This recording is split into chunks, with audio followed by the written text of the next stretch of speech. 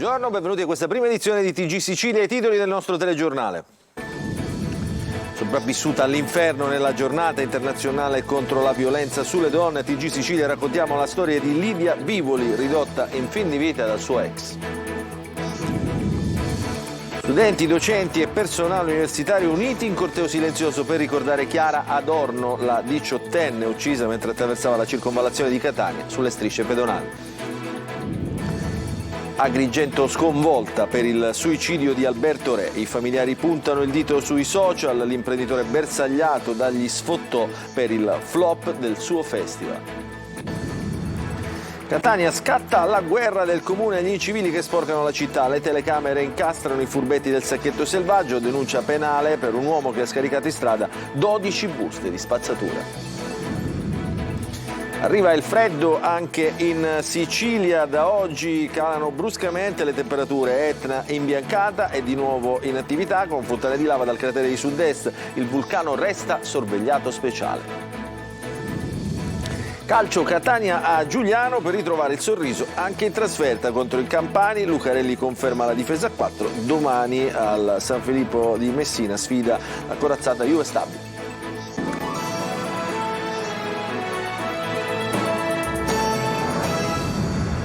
Buongiorno e benvenuti ancora a questa prima edizione di TG Sicilia. Apriamo nel giorno internazionale dedicato alla lotta alla violenza contro le donne con la testimonianza forte di una donna aggredita dal suo ex che diceva di amarla. Dice: io scampata al mio ex che voleva uccidermi. Questa storia ce la racconta Marco Gullà.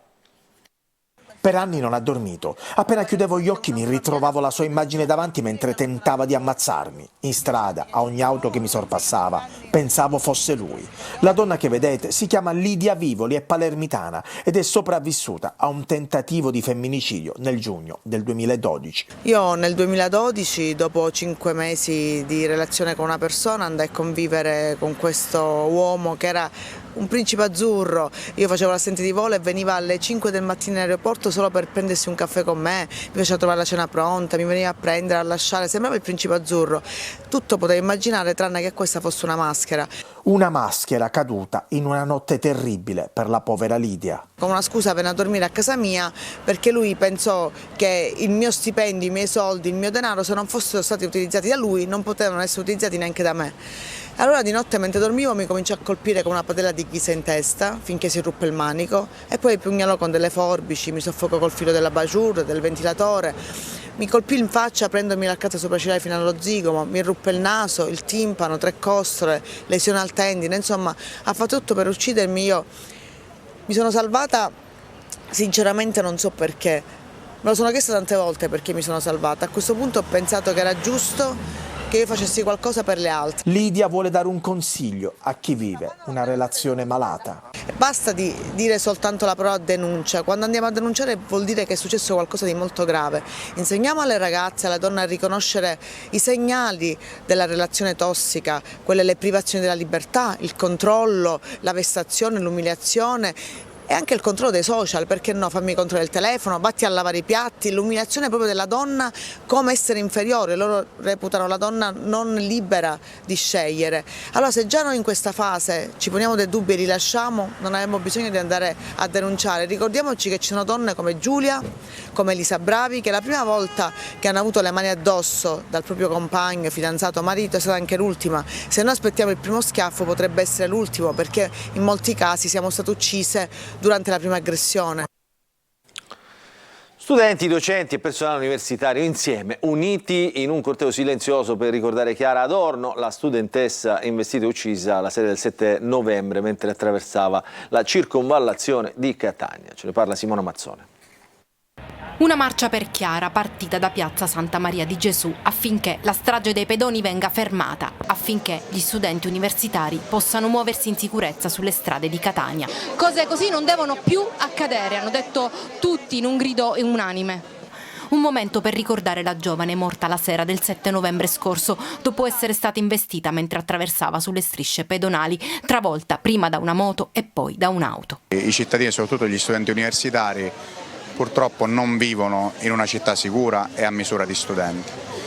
Questo non è il primo caso, speravamo non ci fosse neanche il primo di caso, purtroppo ce n'è più di uno, però chiaro è che adesso qualcosa dovrà cambiare. Gli studenti chiedono alle istituzioni un intervento immediato, ma l'appello è soprattutto agli automobilisti affinché rispettino i limiti di velocità. Ciò che mi preme dire è che comunque noi in primis da automobilisti dobbiamo stare attenti a questi pericoli perché può essere un rischio per noi ma soprattutto per i pedoni, anche perché molti studenti e studentesse percorrono quella strada ogni giorno per andare a casa, per andare alle sedi universitarie là vicine, quindi è davvero rischioso per tutti e tutti. Tutti ancora sotto shock per la scomparsa della 19enne originaria del Siracusano. Era il primo anno che veniva in una città universitaria, per cui nuove esperienze, compresa quella di studio, e tragedie del genere. Noi infatti siamo qui adesso insieme agli studenti che hanno organizzato questa manifestazione per fare sentire la nostra vicinanza soprattutto alla famiglia. La marcia è proseguita per via Androne fino ad arrivare nella facoltà di scienze biologiche in silenzio, con in mano candele ad illuminare il percorso e i cuori con un pensiero rivolto a Chiara. Le mani della mafia sulle scommesse sportive e online. Maxi sequestro di beni a 2 imprenditori ritenuti vicini al clan Pagliarelli Portanuova, Brancaccio e Noce a Palermo. I servizi. Beni per 43 milioni di euro sono stati sequestrati dalla Guardia di Finanza nei confronti di 2 imprenditori, il palermitano Salvatore Rubino, 62 anni, e Cristian Tortora, di 47, originario di Battipaglia. Secondo gli investigatori sarebbero i referenti di un sodalizio ritenuto vicino ai clan di Pagliarelli, Portanuova, Palermo Centro, Brancaccio e Noce. I 2 imprenditori sono stati arrestati nell'operazione All-In insieme al boss Francesco Paolo Maniscalco, mafia che cerca di infiltrarsi nel lucroso settore della gestione dei giochi e delle scommesse sportive. Secondo quanto ricostruito dai finanzieri del Gico, le imprese che facevano riferimento al boss Maniscalco, grazie ai rapporti con Cosa Nostra, avrebbero acquisito la disponibilità di numerose licenze e concessioni statali rilasciate dall'Agenzia delle Dogane e dei Monopoli per l'esercizio della raccolta delle scommesse, fino alla creazione di un impero economico costituito da società intestate a prestanome, un giro d'affari e volumi di gioco che in poco tempo avrebbero toccato 100 milioni di euro. I 2 imprenditori, raggiunti dal provvedimento di sequestro, sono stati condannati dal Tribunale di Palermo nel febbraio 2022. Sentenza per Rubino e Tortora confermata dalla Corte d'Appello a luglio del 2023. Sequestrati 3 immobili, tra cui una villa favignana, quote di 11 società con sedi a Milano, Roma, Salerno e Palermo, conti correnti, titoli, polizze assicurative e buoni postali, per un valore complessivo, come detto, di 43 milioni di euro. Social sotto accusa per il suicidio di Alberto Re ad Agrigento. La città sconvolta, gli investigatori indagano senza tralasciare alcune ipotesi, ma i familiari puntano il dito sui messaggi offensivi contro Re circolati negli ultimi giorni attraverso i social. Laura Spanò. Agrigento è sotto shock. Re era molto conosciuto in città ed era uno degli organizzatori della 43esima edizione del Paladino d'Oro Sport Film Festival. Sui motivi del gesto, che restano ignoti, stanno indagando, coordinati dalla Procura di Agrigento, gli investigatori della squadra mobile. Non è ancora chiaro infatti se le polemiche che nelle ultime settimane hanno investito il festival, di cui Re era tra gli organizzatori, polemiche relative ai costi dell'iniziativa e alla scarsa affluenza di pubblico agli eventi in programma, possano avere portato l'imprenditore a prendere la decisione di uccidersi. A raccontare chi era Re e la sua famiglia con una lettera: Alberto Re era un uomo amante della vita, delle belle parole, non amava infingimenti, ha fatto del garbo il suo stile di vita. I familiari scrivono anche che l'insano gesto è avvenuto in solitudine, nessuno della famiglia era presente. Nella lettera si fa riferimento alle critiche delle ultime settimane. Sui social viaggiano sentenze di condanna senza nemmeno il capo di imputazione, dicono. Poi l'appello si apre a una riflessione su quello che è accaduto, perché mai più ci si possa trovare di fronte alla tempesta senza vestiti. Adesso ci spostiamo a Catania, dove il comune ha dichiarato guerra agli incivili che scaricano i rifiuti. Le telecamere piazzate nel centro storico hanno beccato alcuni trasgressori. L'immagine simbolo è quella di un automobilista che ha scaricato, pensate, 12 sacchetti di spazzatura sul marciapiede. Adesso per lui scatterà una denuncia penale. Ce ne parla Tonino De Mana. Ammende fino a 10.000 euro, sequestro dell'auto e denuncia penale. Il comune di Catania dichiara guerra agli incivili dei rifiuti nel tentativo di rendere più decorose le strade, spesso ridotte a discariche a cielo aperto. Una svolta epocale intrapresa dal sindaco Trantino che sin dal giorno del suo insediamento sta lavorando per stenare chi, senza scrupoli e senza pudore, si sbarazza della spazzatura nel modo più vergognoso. L'immagine simbolo è quella che vi proponiamo. Per motivi di privacy oscuriamo la targa dell'auto e volto del protagonista che in pieno giorno, in pieno centro storico, entra in retromarcia, parcheggia sul lato sinistro della strada. Neanche si degna di guardare, evidentemente non gli interessa. L'unico pensiero è quello di sbarazzarsi della spazzatura e quindi di svuotare l'auto. Alla fine saranno 12 sacchetti di rifiuti riversati spudoratamente sul marciapiede. Così, dopo una lieve sfregatina alle mani, ecco che lo sporcaccione di turno si rimette in marcia, come se nulla fosse. Non sa però che la sua vigliacca azione è stata immortalata da una delle tante telecamere fatte piazzare dal comune di Catania. Per lui scatterà una denuncia penale ed, accertate le contestazioni, verrà applicata una salata ammenda. Analoga sorte è toccata ad altri 7 incivili beccati dalla Polizia Municipale Annesima Inferiore, Librino, San Giorgio e San Giuseppe L'Arena. Tutti sono accusati di abbandono illecito di rifiuti sul suolo pubblico. I trasgressori rischiano una multa da 1.000 a 10.000 euro ed il sequestro del mezzo utilizzato per commettere il reato. In Sicilia questo weekend sarà un fine settimana tra temperature in picchiata e neve sui rilievi. Dopo le piogge degli ultimi giorni, l'Etna è completamente innevata e regala immagini spettacolari. Si registra anche un incremento dell'attività esplosiva sul vulcano dal cratere di sud-est. Il servizio di Emanuela Corsi. Scendono le temperature anche in Sicilia, il weekend sarà tipicamente invernale. Secondo le previsioni domenica la giornata più fredda, con la massima che sfiorerà i 12 gradi e la minima che potrebbe arrivare a 2. Ma le temperature in picchiata non preoccupano, soprattutto dopo il caldo eccezionale di quest'anno. È normale che sia così, il caldo troppo anomalo quest'anno. L'aria è un po' più fresca, più che altro si sta bene, l'importante è ovviamente che non fa brutto tempo forte. Era arrivato l'inverno finalmente. Quasi, perché ancora 2 giorni è stato male, oggi è una bella giornata. Il maltempo ha riportato anche la neve sull'Etna, regalando un risveglio spettacolare a catanesi e abitanti alle pendici del vulcano, che oggi si presenta così.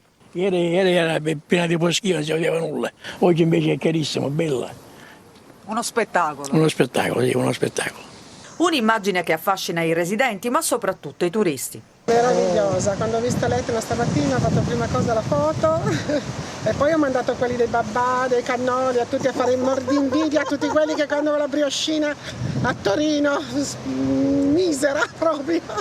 Sull'Etna non solo la neve, ma anche la lava. Qui siamo a quota 2500 metri dove si può osservare l'attività esplosiva dal cratere di sud-est. Siamo in una situazione di non equilibrio del vulcano, quindi non si può escludere che non può evolvere un altro fenomeno parossistico, ma del resto questa è l'attività ordinaria che fa il vulcano, quindi questo ci dobbiamo aspettare. Al momento nessun problema per l'operatività dello scalo etneo di Fontana Rossa.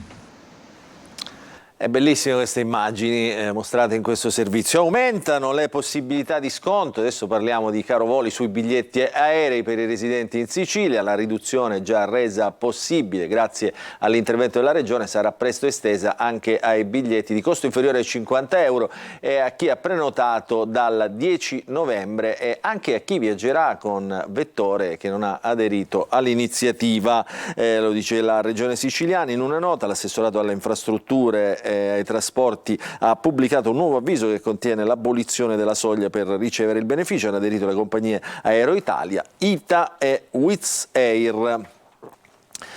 E a Catania vi mostriamo le immagini registrate proprio ieri sera. Questa è l'accensione dell'albero, appunto è già atmosfera natalizia. Il sindaco Trantino ha acceso l'albero e le luci della piazza Università e tutte le luminarie della via Etnea. Quest'anno le decorazioni natalizie che addobbano le principali vie dello shopping della città saranno in un numero maggiore rispetto agli anni scorsi, anche grazie al supporto degli sponsor che hanno aderito alla proposta del Comune. E allora già l'atmosfera si fa di festa anche a Catania. Noi ci fermiamo, invitiamo tutti a godere di queste magiche atmosfere già da questo fine settimana. Noi ci fermiamo, dicevo, per una piccola pausa, poi il calcio.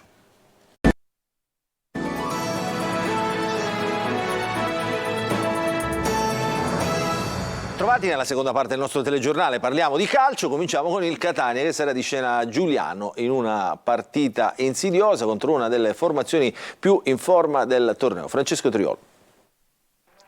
Il bivio campano per continuare a viaggiare, la trasferta di Giuliano per il Catania rappresenta l'occasione per dare slancio alla vittoria con la Turris e alimentare l'entusiasmo che l'arrivo di Lucarelli ha portato. Di fronte ci sarà una squadra che attraversa un ottimo stato di forma, 3 vittorie, l'ultima in casa dell'Avellino, nelle ultime 4 partite un pareggio in casa del Benevento e nel centro campano è cresciuto l'entusiasmo tanto che si preannuncia una grande cornice di pubblico. Samuel Di Carmine presenta così la gara. Noi arriviamo lì sicuri di noi stessi, forti, e dobbiamo pensare di essere una squadra operaia, di lottare e di fare risultato, perché noi dobbiamo fare più risultati possibili da qui alla fine. Insomma. Entusiasmo anche in casa Catania, polverizzati i biglietti, 500 a disposizione dei tifosi rossazzurri. Lucarelli dovrà fare i conti con le assenze certe di Rizzo e Ladinetti, in regia dovrebbe giocare Quaini confermando la scelta operata contro la Turris. Nell'unica partita che ho fatto abbiamo proposto il 4-2-3-1 e quindi ha dato anche delle buone risposte, non solo in termini di risultato, ma in termini di prestazione, e quindi per il momento andiamo avanti con questa soluzione, sapendo che con un centrocampista nella posizione di vertice alto, rovesciare il vertice e metterci 4-3-3 è un attimo. E adesso ci occupiamo del Messina che sarà di scena allo stadio Franco Scoglio contro la capolista Juve Stabia. Partita complicata per i giallorossi peloritani che cercano il riscatto dopo 4 sconfitte consecutive. Sergio Colosi. Il Messina fa quadrato e sogna lo sgambetto alla capolista. Tecnico e giocatori hanno incassato la fiducia sino al mercato di gennaio del presidente Pietro Sciotto, che prosegue la sua politica del risparmio. La situazione però è delicata. 4 sconfitte di fila contro Taranto, Benevento, Latina e Foggia. Terzultimo posto in una classifica che nella parte bassa ha già creato una spaccatura significativa. L'avversario di domani è la Juve Stabia, capolista a sorpresa, con 2 pareggi senza reti in altrettanti incontri casalinghi contro Foggia e Sorrento, e al Franco Scoglio priva degli squalificati Baldi, del capitano Mignanelli e dell'attaccante Candellone, con 4 reti e 3 assist. Fattori che potrebbero ridurre il distacco tra le 2 squadre di 18 punti, maturato in 14 giornate. A Giacomo Modica, dopo esperimenti su esperimenti sempre falliti nelle ultime settimane, il compito di fare cose semplici ed opportune, come il ritorno in difesa di Ferrara con Polito a destra, il rientro di Frisen e la conferma di Franco e Firenze. Capitolo a parte l'attacco restituito a Plescia e che non segna da 4 gare, con limiti strutturali irrilevanti come il resto della squadra, ma per essere competitivi contro la Juve Stabia serve il Messina di inizio stagione.